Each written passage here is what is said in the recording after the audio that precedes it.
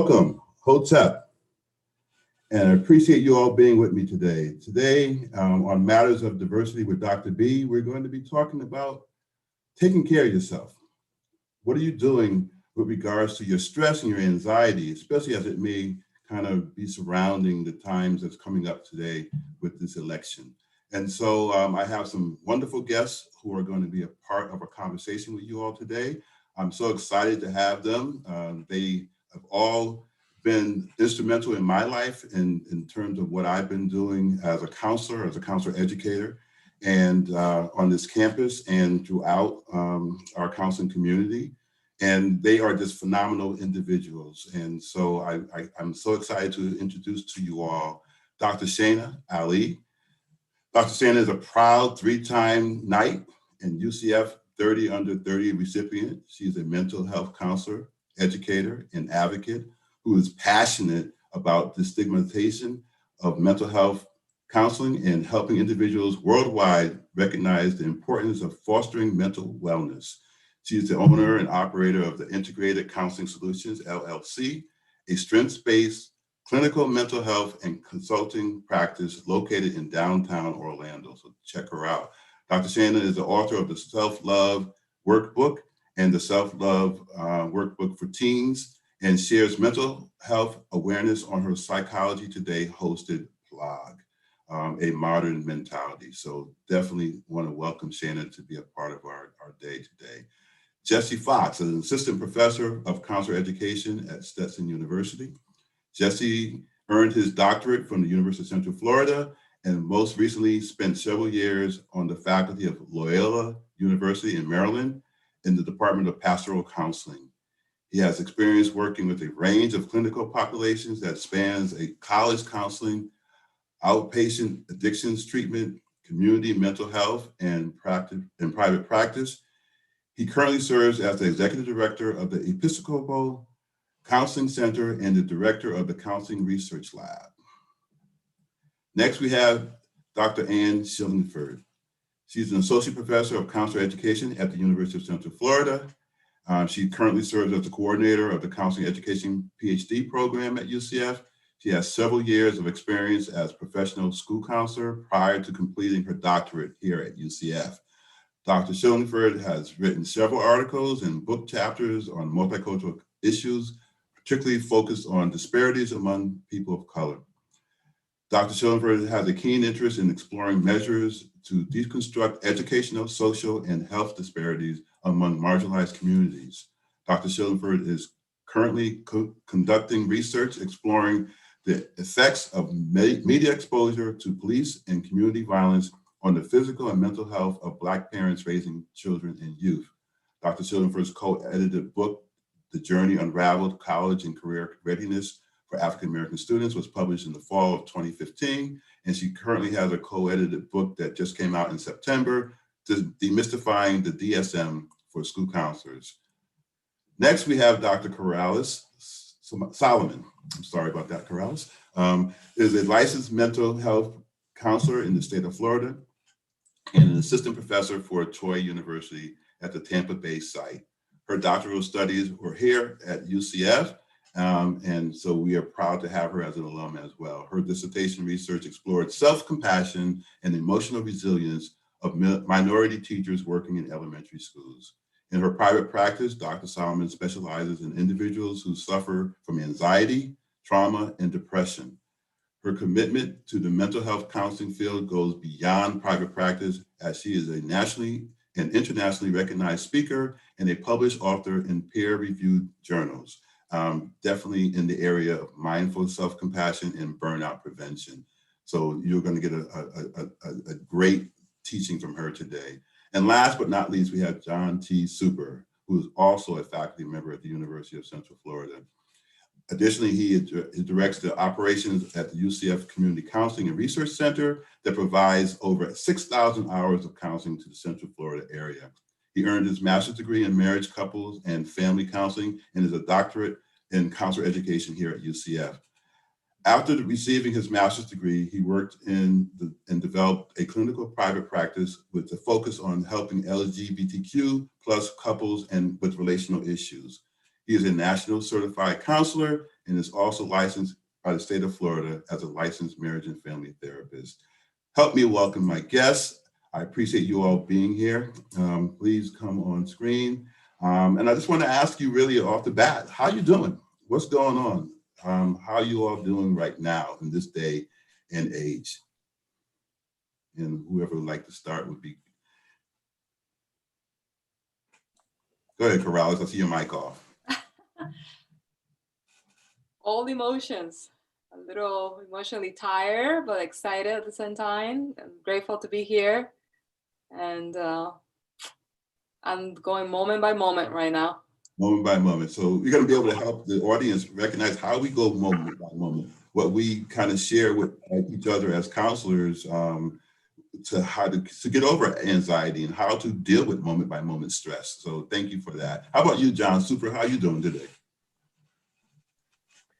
You know, that's a great question. It's interesting. I've kind of come to the place over the last couple of months of trying not to ask that question, how we're doing, because either we keep it very surface and lie about it and say, I'm fine, how are you?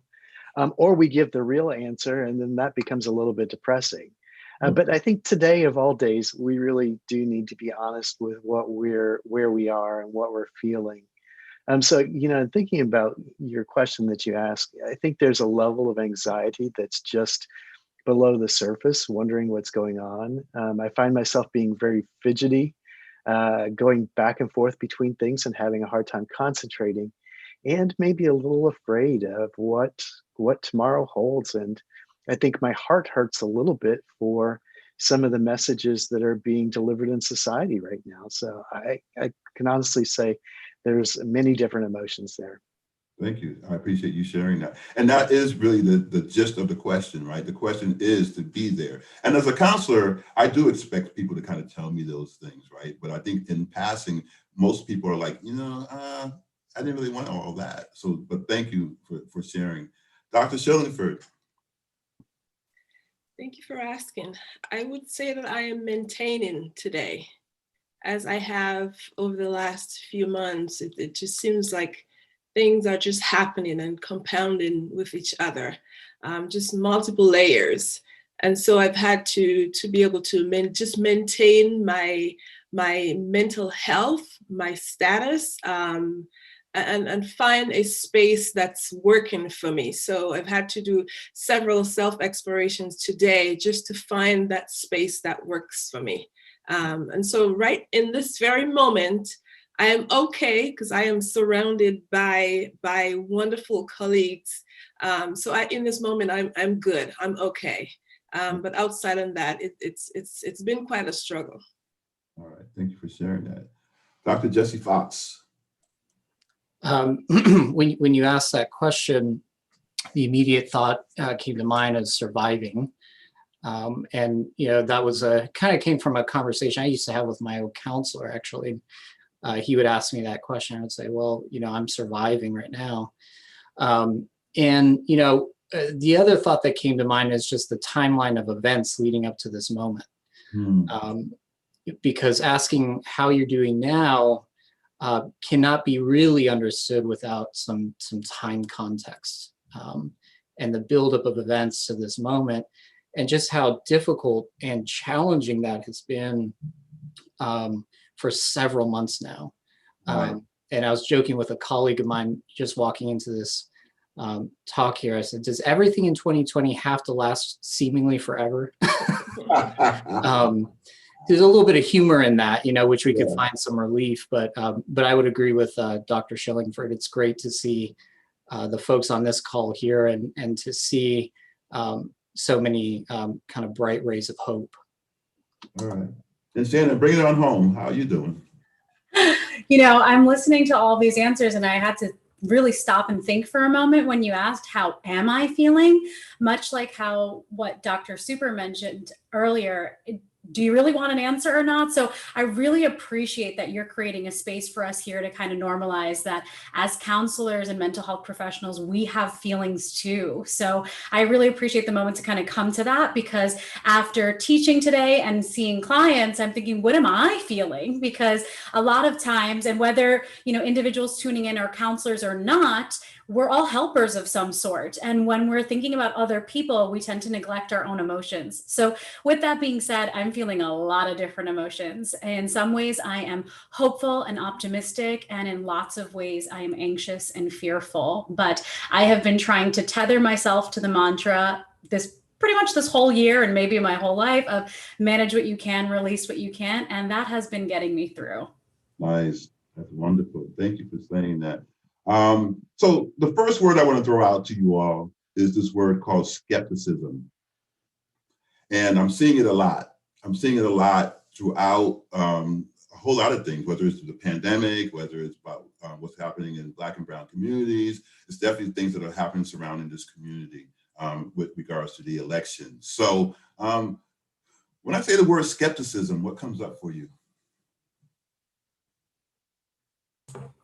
There are two things that immediately come up for me when I hear that. When I hear skepticism, it falls within the range of like unknown and fear. So I can see how I could prompt emotions of that kind.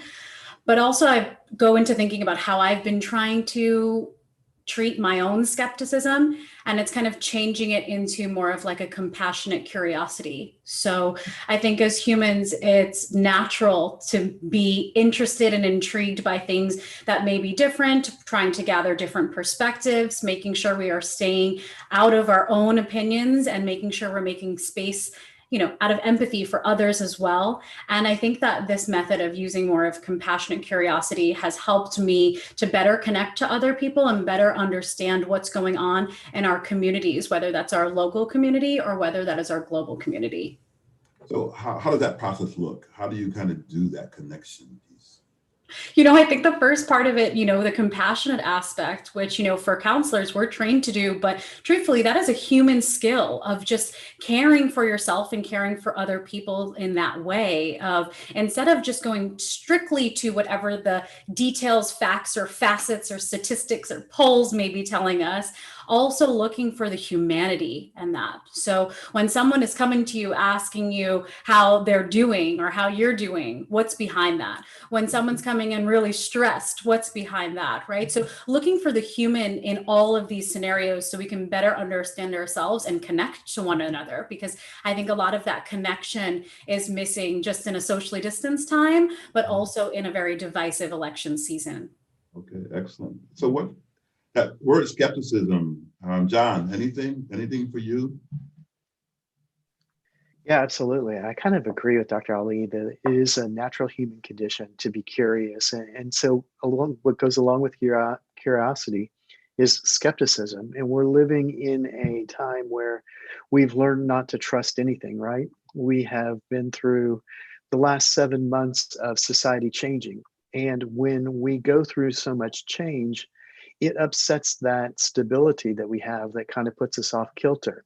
And as a result, we behave different, we think differently. And as we're receiving all of these different messages, and we are receiving conflicting messages on a daily basis from not only the media, but from our social circles and those people in our lives and all the voices around us, that it creates this level of skepticism.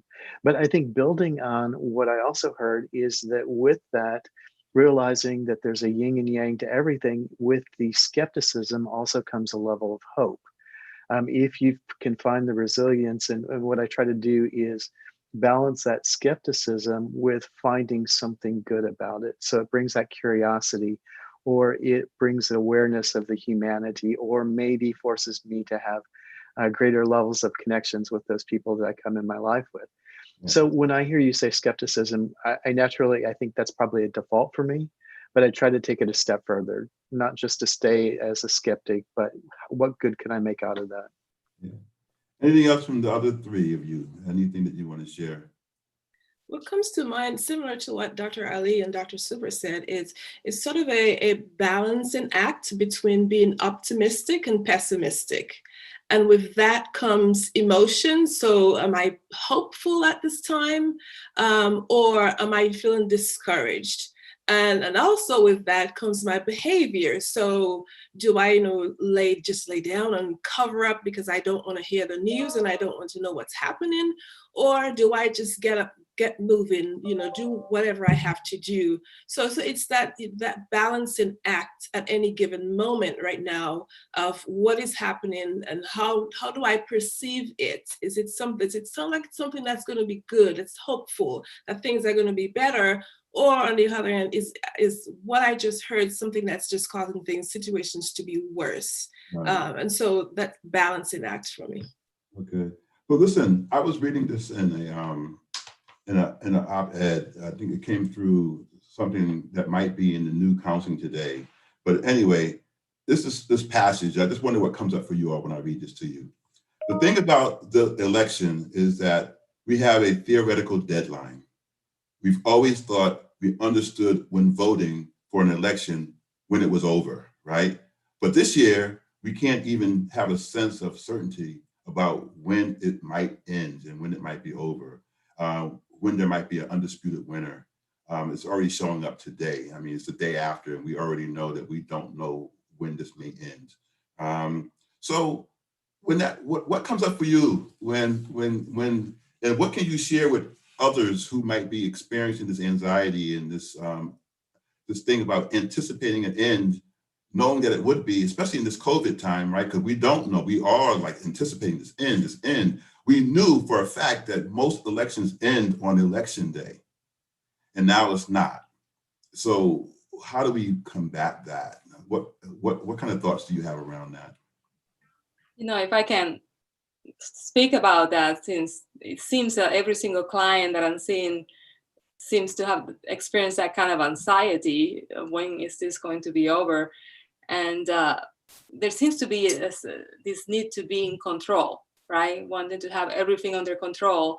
And I think this is when we go into desperation, when we don't have the answers and we feel we have this resistance that we're experiencing for not having the answers, rather than go with accepting what's in front of us and navigating that aspect of it, and adding to that the curiosity of our own emotions, our experiences, and where are they coming from? Where is this need for control? And I think that's a good start to understand that we're not going to have control of everything, but we have control of how we're experiencing this part that can be so frustrating for so many people right now. Right. Thanks for that. If I can build on that, I think that's an excellent point that Dr. Solomon made about control. And truthfully, in my practice, I've shifted from the perception of folks trying to figure out what they can control, because in reality, a lot of that is an illusion too. And I think this year, the election season is one, but this year and the pandemic has taught us that in so many ways.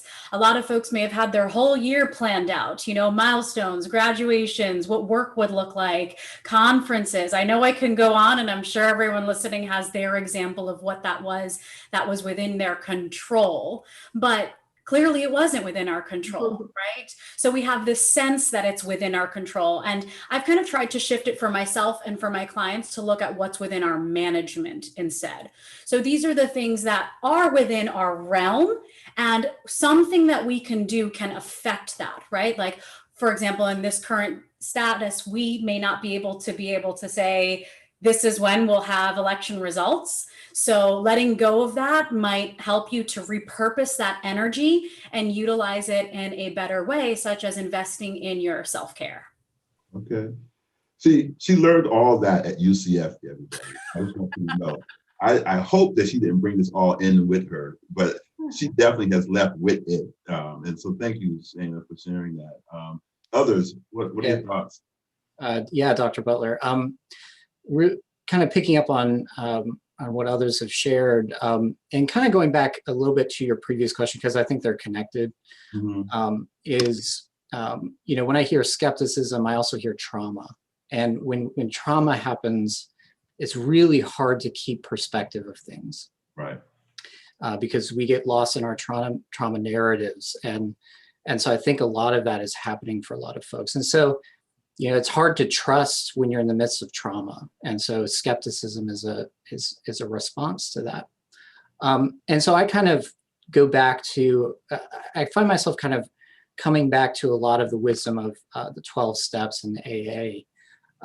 And so, if you ever go to a recovery meeting you'll probably hear at some point the Serenity Prayer, right? A lot of people know the Serenity Prayer. God grant me the serenity to accept the things I cannot change, the courage to change the things I can, Mm-hmm. and then the wisdom to know the difference. And if you really reflect on each one of those areas, you really see a really wise way to cope with trauma, with skepticism, with things that are outside of your immediate control. You can look at the things, as Dr. Ali was sharing, that seem manageable, but then there's an acceptance of certain things that are outside of your control. But the wisdom, cultivating wisdom and resilience is a matter of perspective and being able to see things from a larger perspective. So I continue to kind of go back to, some of that wisdom from AA. Nice. And that's really a good point to make. We have to figure out how we can make these connections. And these are things that people can kind of pick up on and understand. Yes, I've seen that happen here. I can see where you have brought this into this kind of a sphere for me, so I can kind of work from this angle. So Dr. Super, I see you unmuted. Yeah, I sure did. I wanted to build on talking about the 12-step programs. It reminded me of something a colleague has always said to me. She does a lot of work in the field of addictions, and an expression they use a lot is, all you can do is clean up your own side of the street, meaning there's so many things outside of your control. All you can sometimes do is focus on what you have and what you have control over. And as I'm listening to this conversation, we're realizing there's so much right now we have very little control over. And so maybe our side of the street is, I can only stop for 5 minutes and breathe, or listen to music, or take in nature, whatever that is. That's the piece of the street that I've got that I can control in. But also, building on the trauma narrative too, is that we're living in a crisis right now. We're living in a crisis that may develop traumatic symptoms down the road. Right. And we understand that the brain works differently. So allowing ourselves the grace to accept that we may not be the person that we were pre-pandemic, pre-election, and being okay with that. And then also building on that resilience. We know that somebody experiences a trauma, 3 out of 4 will have the resilient skills that will be able to kind of kick in, and they'll be able to take care of themselves. But that 4th person, they're really going to struggle. So as we're keeping our side of the street clean, that doesn't mean that we're not mindful of that 4th person. And oftentimes we know that when we take care of others, we often take care of ourselves in the meantime. So that can be part of our own reaction to all of this that's going on around us. Yeah. So what have you done to clean up your side of the street, Dr. Super? Well, I got out a broom, I got out a dustpan. It's nice and clean right now, but I'm pretty sure that's not what you're asking. I think what I find that I do is kind of some of the things that I was mentioning. I find a great sense of satisfaction in being still, finding the quiet, listening for what comes during that time, but also taking in what's around me. And then connecting with those things that build meaning. I mean, we all have some sort of coping skills at different levels. And so kind of connecting in with those coping skills. My chosen family is very important, so I connect in with them. I listen to music, I engage in nature, love the beach and trees and birds and my dogs. So those all are the types of things that keep my side of the street pretty clean. Nice. Last night I chose not to watch anything. I listened to gospel music and just was just in a state of chill until closer to the evening. Before I went to bed, I ended up looking for a little bit to see where it was, but a very topsy-turvy evening. I know you all can help me figure out how I can have just slept peacefully throughout the whole evening. So I'm glad to have this conversation with you all. Other thoughts from you all about how you keep it clean? So can I ask you a question before we move on? And we'll come back to your question. I know you're asking us questions, but I think that you're hitting on something about a sense of higher power that gives you value. Why did you choose gospel music last night to listen to? It grounded me. It really did. I just needed something that I could hum along, sing along, and just get out of a mindset. I had read something a little bit earlier about just take yourself away from the thing that's bothering you the most. Just get out of it and just figure out something else to do. And one of the things that it said is like listen to music. And so I was like, okay, I'll listen to music, and called out to Alexa, and hopefully she doesn't answer me right now, to play some music. Other thoughts? Anything else? I wanted to add something that comes to my mind. And I happen to be listening to a great podcast, Silence is Not an Option. I don't know how many of you are aware of it, but they were interviewing this lady that the topic of the podcast in this episode was about Blaxit, this movement that is happening where a great number of, especially Blacks, African Americans, and Hispanics are leaving our country, our nation. And the one word that she described on how she feels right now for our nation is her heart is broken. And this is not contained only in the narrative of these last 4 years. This is a history of oppression. This is a history of trauma that we're carrying, and trying to heal from that is going to take so much more, right? Than our narrative of self-care, because we need to feel safe and open that, be able to have that validation and to be able to feel heard. And I think that's part of the crisis that we're experiencing right now. And I think that's a good way. A lot of people are heartbroken. Yeah. So that's really interesting, because that kind of goes into a next point I was going to talk about, right? It's like clients can break their doom in loops. And, they have little loops that they go through, dooms and just things that they're dealing with. And they, I feel dread about this. I feel dread about that. How can they stay in the present moment? What do you think they can do to kind of break the doom and get into some present positive thinking? So I can use my example of last night. I think I was going through those types of emotions, and that mindfulness was what was helpful for me, and just bringing myself into the present moment. And like some of my colleagues mentioned, talking about what I'm able to control or manage and what I can't. And I realized the results of the election last night, that's something that's out of the realm of what I can control. It's going to be what it's going to be. Either way, there are going to be folks who are going to be happy and excited, and there are going to be folks who are sad and angry about it. It's kind of like going through the grief process. And so I found that mindfulness, relaxation, meditation was something that I had to draw to. And so I had my music on, I had my Zen music on, but then after a while I realized that wasn't working for me, because my level of anxiety was so high that the one of the main things that my go-to self-care strategies was not working for me. And I had to step back and say, okay, well, I just need to just lay here and chill.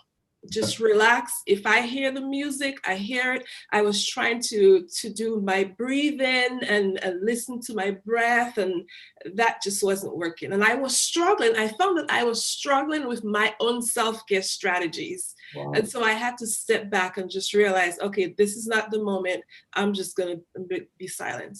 So I don't do mindfulness well, right? So last night I was listening to music. I was trying to fall asleep, but my mind was racing. And I kept saying, focus on the music, because in mindfulness, it says, go back to it. Just go back to it. Just go back to it. So I kept trying to go back to the music, and then all of a sudden I'd be thinking about something else. I said, go back to the music. And I don't know how. And I was like, so that was my pattern last night. That was keeping me awake, is that I was sitting there having debates with myself about how I keep going back to the music, go back to the music. But I think it's also important, just as you described and I described, that we take those moments and those listening, just take those moments to understand what is happening to your body, what is happening to your mind. And instead of fighting and struggling to maintain that control, or even just to maintain that sense of peace, just recognize that this is a trying time for me, that I am not okay with what's happening. Whether it's COVID-19 or the election, just that acceptance that I am not in a good space is a first start.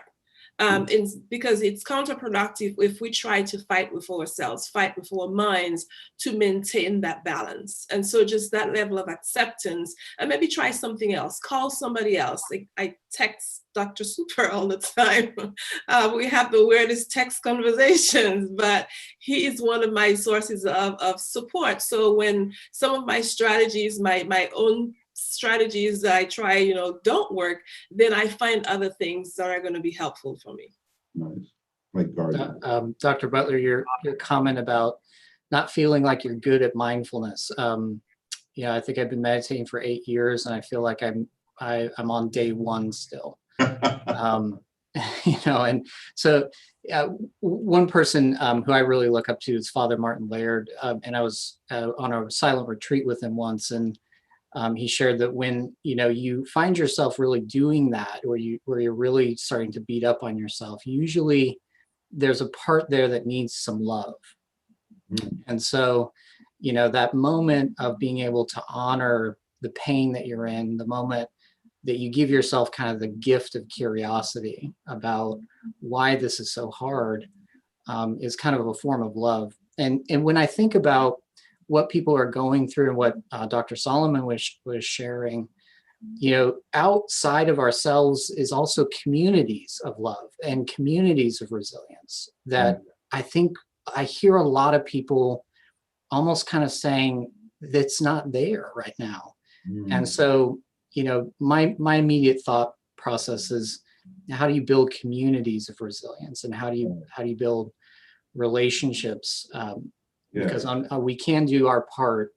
At the same time, there's community involved that I think we're not really seeing a lot of, and that breakdown and insulation of self, and it's been very difficult, I think, for a lot of people. And so I also think of, how do we build that? How do we create communities that offer compassion? I think good communities are definitely something that we need to have, right?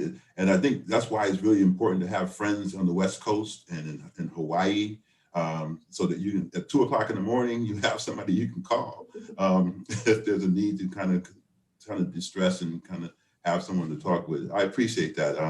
I'll try to remember that as I don't meditate like that a lot. I go into zones and I kind of chill, but I don't necessarily meditate on purpose. And so I'll definitely take that into consideration, because it didn't work last night.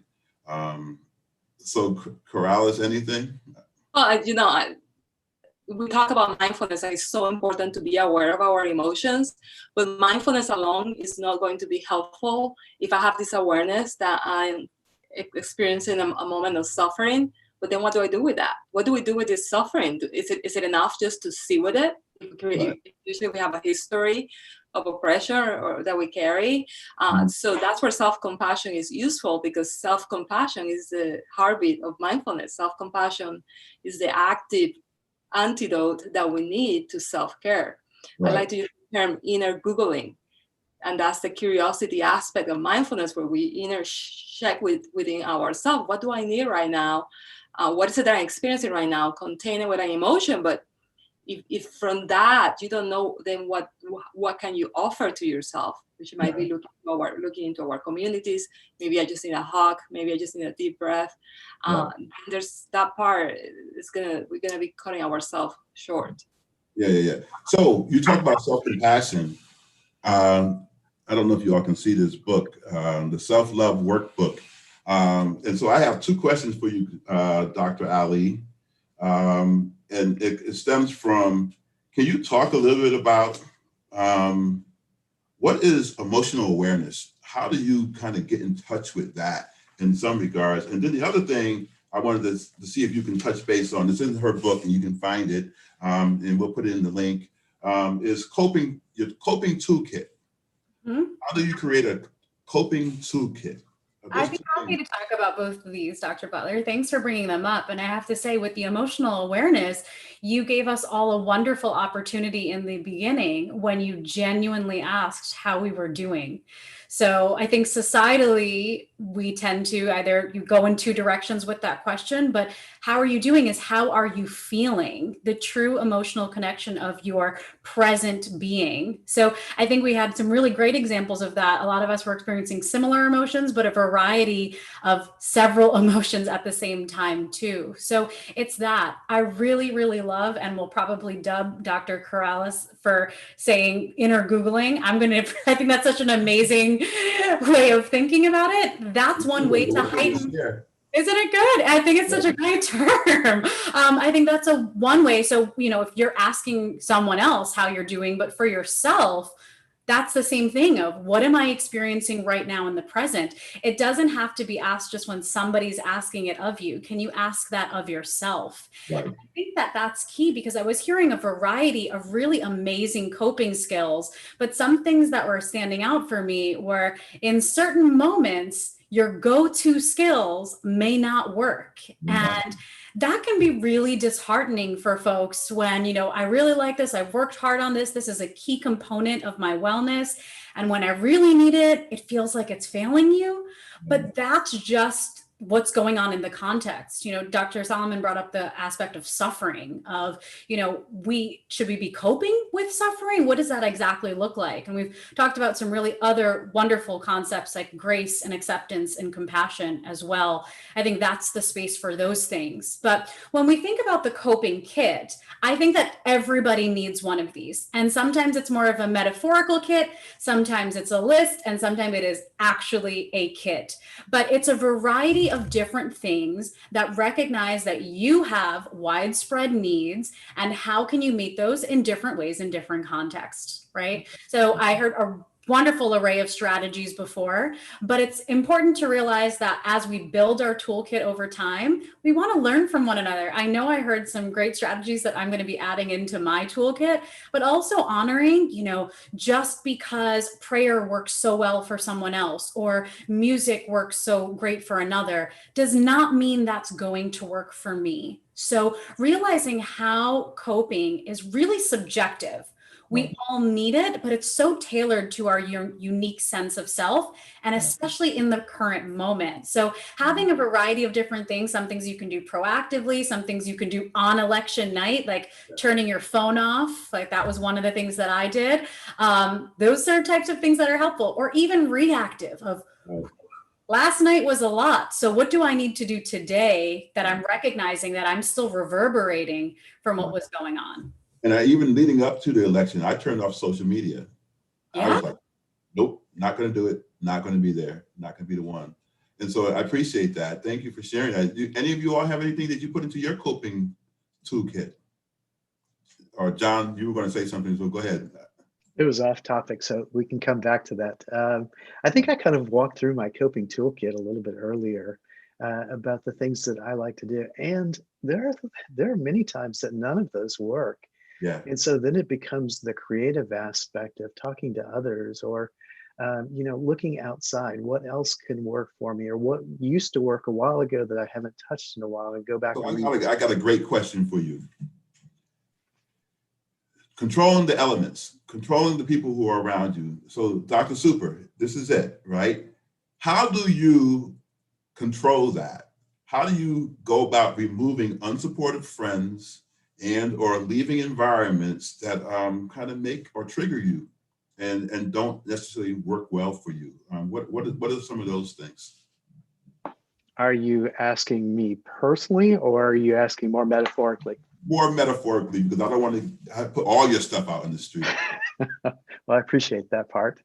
I think that's a really good question. And aren't we all kind of dealing with a piece of that? I mean, either we deal with our emotions or they deal with us. And oftentimes some of that static that surrounds us, when you mentioned social media, that's a really great source of it, certainly has an impact on us.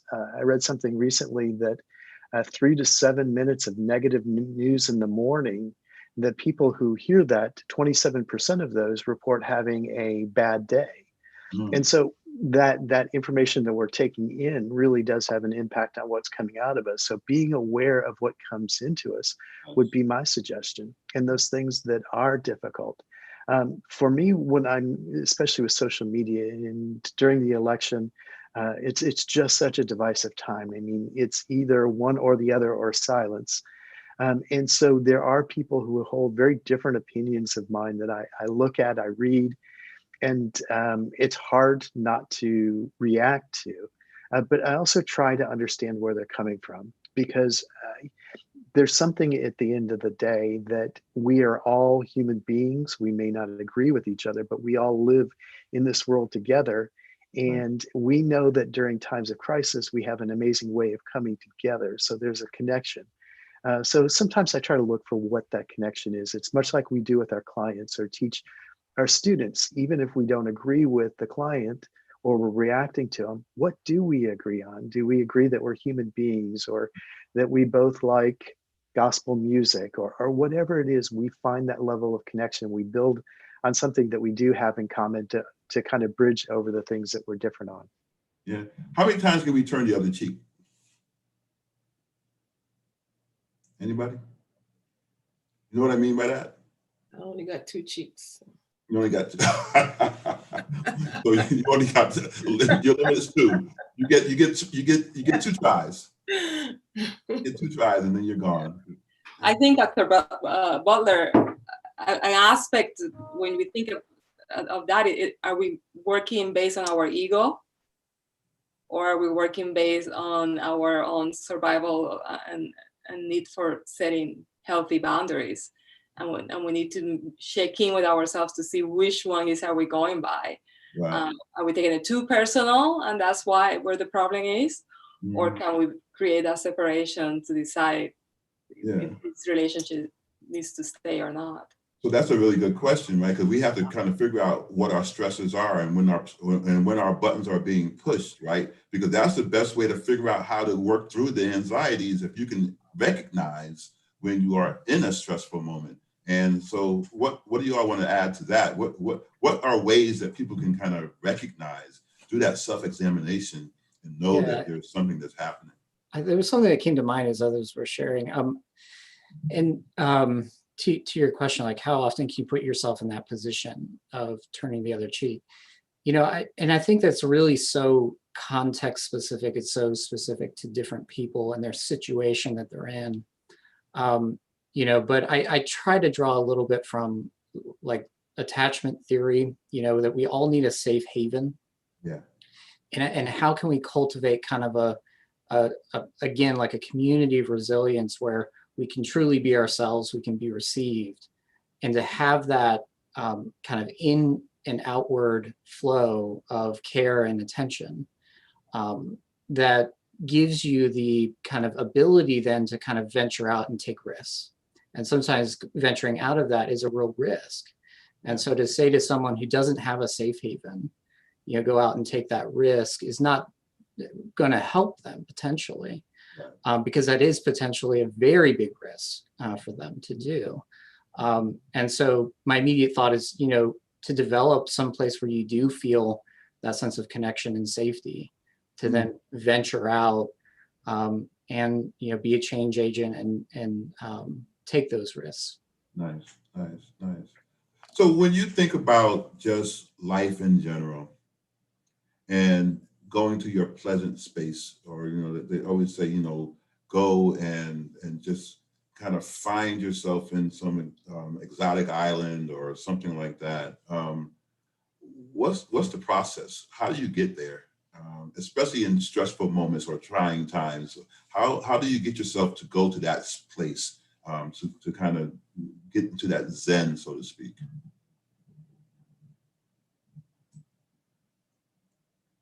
And no one said anything. So you're all in your zen. I did feel that need right before our conversation here, and and so at my office here at Stetson, we have a very very beautiful campus, and it's a very quiet campus right now because everybody is doing the physical distancing, right? And so it is a very quiet place right now. And so I found myself after being working all morning and doing a lot of this, being on a lot of video calls, that was just kind of really wearing me down, and on top of the election, on top of the pandemic. And so, I just took a contemplative walk for about 20 minutes and, just connected with God, connected with nature, and just kind of said, I need time to be open to that, whatever that is. And, that's how I do it. Other people do it different ways, but, and sometimes that doesn't work. Sometimes there's so much going on that even then, it like we were talking about, it's not going to work today, but can I continue to trust, continue to come back to that for me is how it works. Right, I wish I had that opportunity to go for a walk before this. I went from meeting to meeting to meeting to meeting, and I was like, here. And you all noticed that because you know what happened prior to we starting today. So what other ways do you kind of decompress? How do you get there, Dr. Superco? Actually, I'm going to defer to Dr. Ali. She was unmuted first. Oh, she was unmuted first. I didn't see that. Okay. How kind of you. Thank you, Dr. Super. I'm just thinking, as I'm listening, there are two key words that just keep coming out within the last few minutes, and it's boundaries and breaks.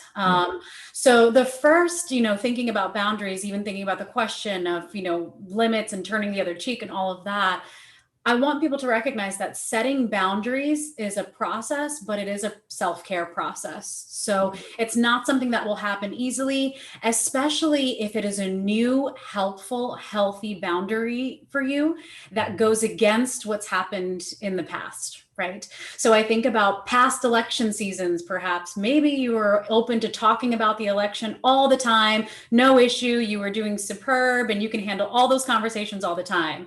And this year, with all the cumulative stressors, you realize I cannot handle one more minute of that. I have to shut the news off. I have to get off of social media. I can't have one more conversation about that. That might be a new boundary. So that's hard for you to kind of start that new boundary, and also consider that it might be difficult for the other people around you who are not used to you having that boundary. So sometimes the visual of the boundary helps me. If you have an open lawn, then anybody can come in at any time. Or even if you don't have your front door, which is a boundary, right? Anyone can come in at any time.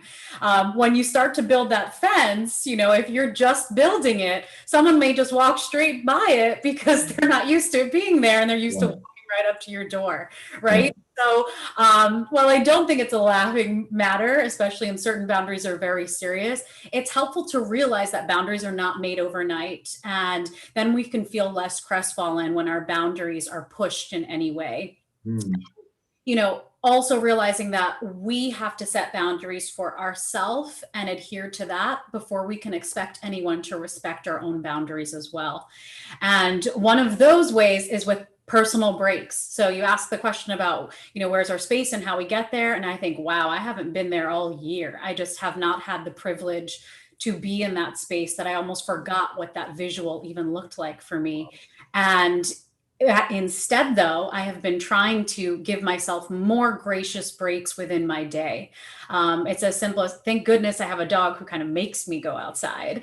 But even standing up, even staying away from electronics, finding a moment that I can be silent, or finding a moment that I'm blasting music and dancing around, whatever that break is from my routine or whatever is overwhelming me, that's key. So that's a nice place to start when people are trying to put boundaries in their self-care toolkit. Nice. Appreciate that. Other thoughts? So, I love this conversation we're having too, because it's really exploring different ways that we can all cope with it. But as I was listening to it, one of the things that stood out to me too is that we are almost jumping to fix the problem. What are our coping mechanisms without ever really stopping to explore where we are? Our friends over at the Marriage Family Research Institute teach couples how to do a emotional temperature reading, right? And so before we can get to these coping strategies, we need to know where we are. And what they teach them is to kind of gauge what emotion they're feeling and at what level they're feeling. So if we think about having a wound, if we cut ourselves and just slap a Band-Aid on it, well, that might stop the bleeding.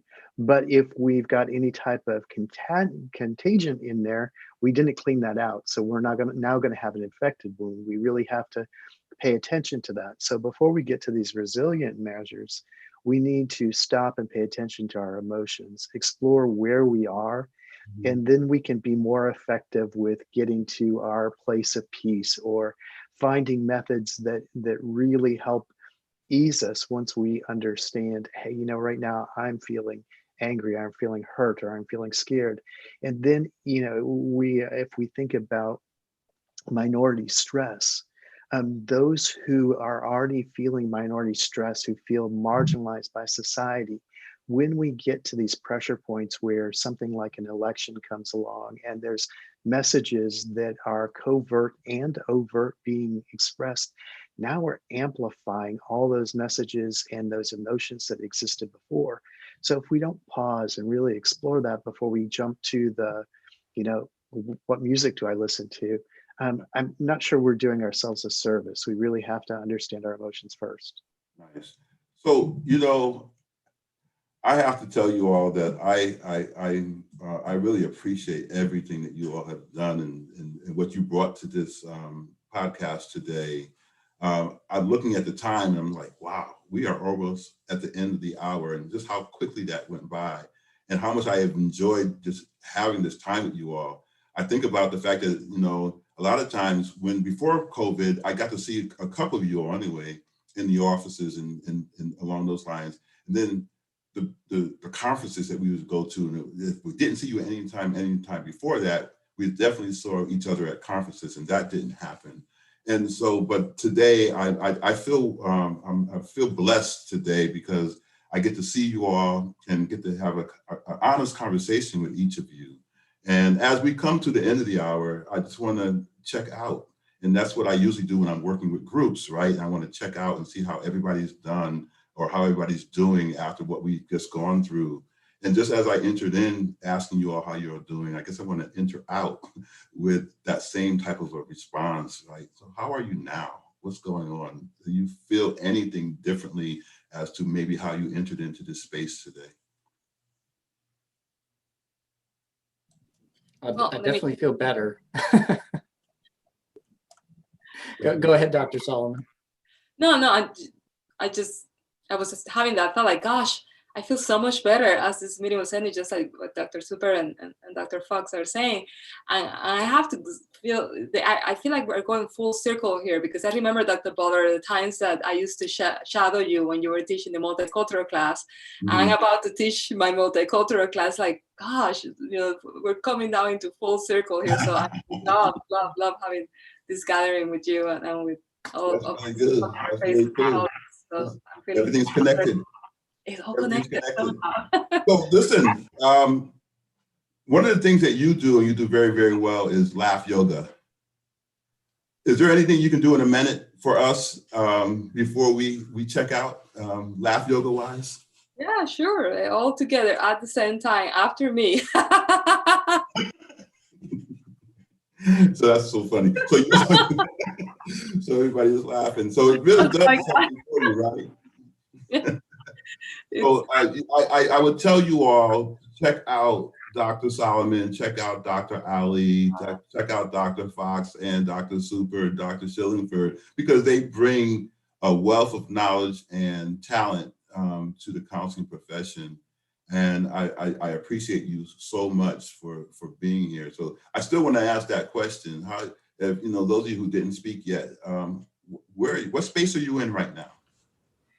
I'm thinking about something Dr. Shillingford said when she was checking in, actually, of, recognizing, like, in the moment, knowing that we were going to spend the time together, how that kind of focused her in that moment. And that really served me because I felt wonderful in our time together. You remarked on how fast the time flew. I haven't gotten to see these wonderful faces in such a long time. So it was a really pleasant little escape for me to kind of share some of these things that I'm really passionate about. And I'm really hopeful that it helps a lot of folks.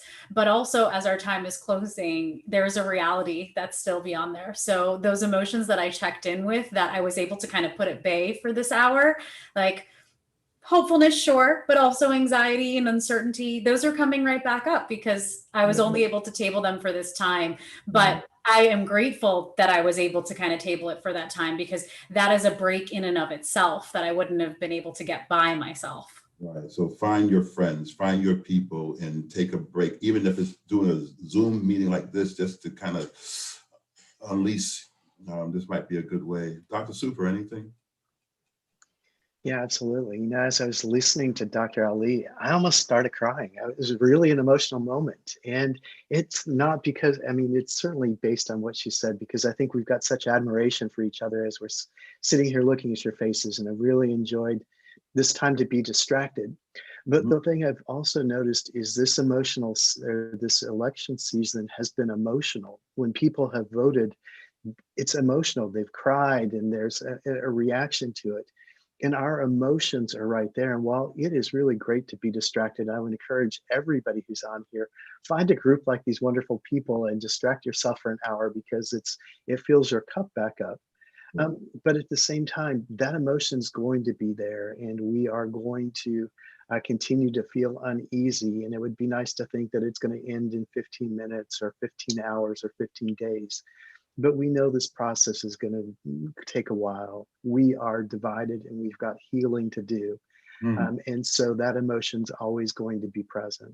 Yes, and we as counselors are here to help you, and we can help you heal and help you find your space and to kind of break the chains that are kind of binding, especially when it comes to these types of stressors, right? I really appreciate each and every one of you. Thank you for your time. We are coming to the end. I want to give a shout out to the office of UCF has a foundations office, UCF Foundation, and they have taken the opportunity to kind of be a sponsor for the Matters of Diversity. And I am so happy as we're going to take this to the next level. I ask that you all please share this with your colleagues and your friends. We are on YouTube and at the ODI, UCF ODI page, and you'll be able to watch this or to kind of share this video with others. But this is really important, not just because of the election and not because of any other things that are going on, but we are really serious as counselors to tell you that when you have stress, when you have other things that are just coming to be such a, I guess, the entity in your life that you just seem to surpass. You have us, you have the CAPS office on campus that you can go to. For faculty and staff, we have the EAP that are there to support you as well. But just remember, and I'll let Dr. Super end with this, what we do in the Community Counseling Resource Center through the College of Community Innovation and Education. So anything you want to share along those lines, Dr. Super? Yeah, absolutely. Thank you for giving me that opportunity. And I believe we've got the link to the CCRC in the chat. But for anybody who is in the community, or even for employees too, we offer a community counseling clinic right on the campus at UCF that offers both in-person and remote counseling. And we would be glad to help you and walk through this with you, because these are tough times. And counseling might come with a stigma for some, but I like to think of it as a mental massage. And who wouldn't like to have a mental massage, especially during these tough times? Yeah, these tough times. And so you said it. You said this. We have the CCRC. We have Project Harmony, who works with marriage and family, with couples. We have Dr. Ali's location. We have Dr. Solomon's location as well. We will have those in the chat for you. But again, we're going to end. Thank you so much for your time. I appreciate you all for being my guests today. We're out. Thank you.